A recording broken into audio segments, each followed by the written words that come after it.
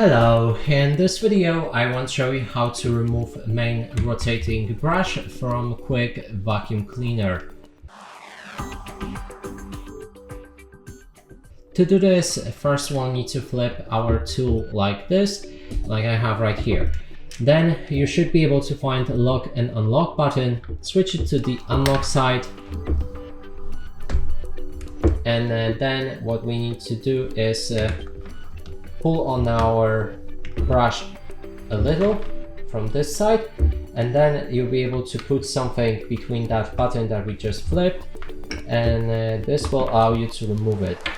Now inside there's a brush, we can take it out and then clean it. And that's it for this video. Hope you like it. Please consider subscribing to our channel, leave a like and a comment below.